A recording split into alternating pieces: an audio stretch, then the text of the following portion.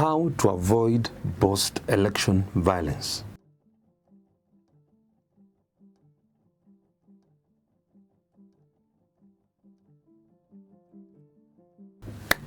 Kenya has witnessed moments of great democratic space, but also painful periods of post-election violence that have left deep scars on families, communities, and the nation at large. The question is, what causes neighbors to turn against each other after elections? Is it political incitement? Is it ethnic divisions? Is it mistrust in electoral process?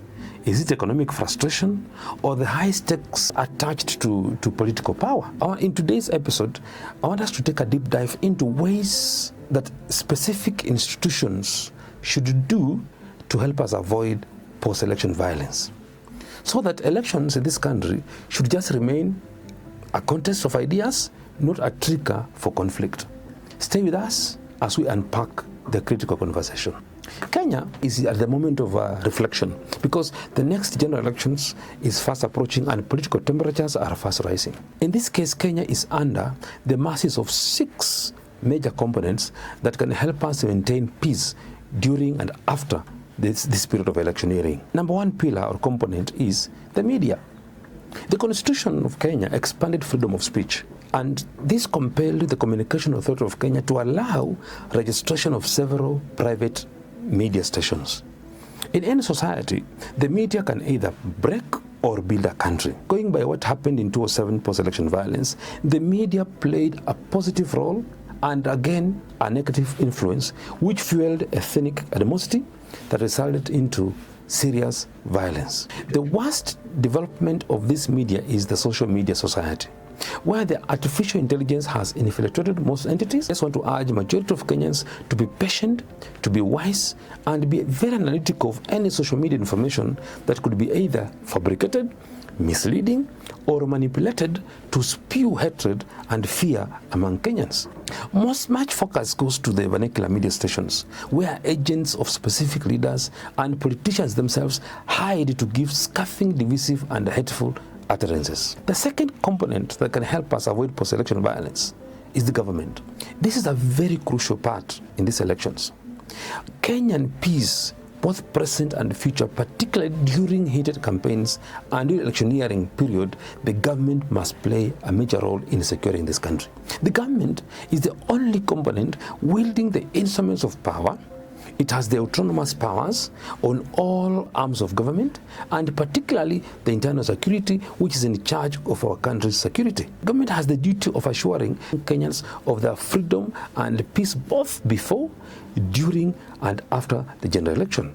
The government should lead from the front in terms of how they are going to conduct its campaigns, particularly the choice of words during campaigns, and ensuring the Kenyans have the goodwill to make their election choices without manipulation and subversion of their will. The government component in this election is a pace setter and a role model in the design of what kind of politics should be encouraged in this country. If the government's henchmen will resort to hate speech in their campaigns, then they will automatically be emulated by others in the opposition. If they instruct the police officers to provide security selectively, then the opposition will seek alternative means to guard themselves, which will result into something unpalatable. The government should not behave in a manner likely to suggest that they are planning to influence IEBC to overturn people's will. Then the opposition will lose the trust in them as the referee and may not agree with the results. The government, more or less as like the state resources, for instance, the government vehicles, they should not be used during the campaigns, and the president should show that he is a symbol of national unity during and after the elections. The third component is the opposition. This is the component that is dissatisfied with the Kenya Kwanza government and have a belief that they can do a better job for Kenyans. They are operating on the premise that the current struggles that Kenyans are facing are because of the current regime. So The opposition's sense of entitlement and the belief that they will win the upcoming elections evokes accumulated emotions. And if not well managed, they can result into unsuitable style of campaigns where hate speech and tribal profiling can be used as a tool to lure voters and at the same time raising emotions. Number 4 is the IEBC. IEBC is a vital component in these coming elections because they are the presiding officers or referees of the electoral game. Many things are determined by this body before, during, and after the elections. They have the duty of winning the trust of the public by exercising impartiality in whatever they will do. They must apply the electoral rules indiscriminately. They must not manipulate the exercise of electoral process by deploying IEBC officials late in certain areas or closing some polling stations earlier before time. They should not engage in voter rigging through stuffing of ballot papers to ensure certain candidates win in specific areas. They should not destroy or cancel evidence that depict election malpractices. Over and above, all the current IEBC officials, apparently, this is the first election they are presiding over. I personally can't give them credit when I look at the previous by-elections they have conducted. Recently, they openly allowed many malpractices to go on, and despite them having powers to nullify those elections, they did not. So as we head towards the 2027 general elections, they should make sure they minimize on procedural defects witnessed in the previous exercises.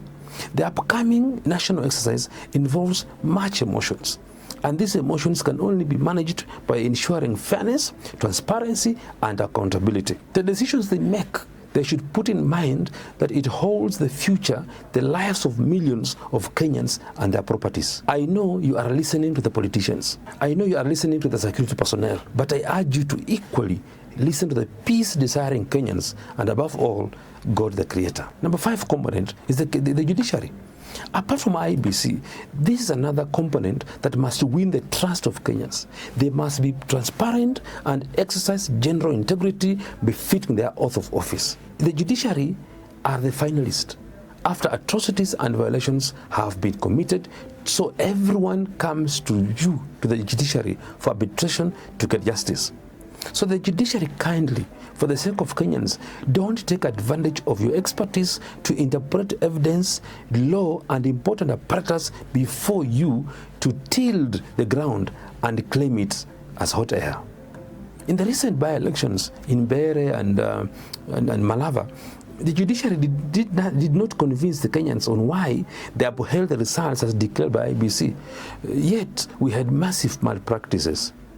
Another instance in question is where the judiciary agreed that Honorable Kashokwa's rights were violated but still upheld the product of an illegality. I personally appeal to you, please, don't injure further the trust the Kenyans have vested in you, because you hold the peace and the future of this country. Component number 6 is the church. Every church in this country is a nation of itself. It takes membership across all the tribes, preaching the gospel of Jesus Christ.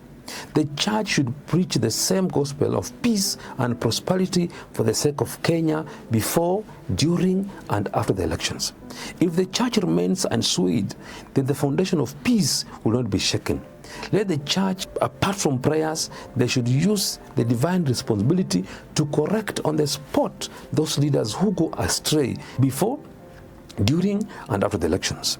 The church should not allow themselves to be used wrongly when advocating for specific leadership. The message of peace should be amplified in every church in our country. Remember, we have our children, our parents, and our siblings, and above all, our fellow Kenyans to take care of. Choose peace over violence. Choose the country over tribe. As we conclude today's discussion, let us remember one important thing, that elections come and go. Leaders change, but our nation remains. No political victory or loss is worth the loss of peace, unity, or human life. Let us embrace one another like brothers and sisters and work together to build our country. If you have enjoyed this analysis, don't forget we are below 1K. Just like, subscribe, and turn on the notification bell so you never miss our insightful discussions on politics, governance, and trending issues. I rest my case.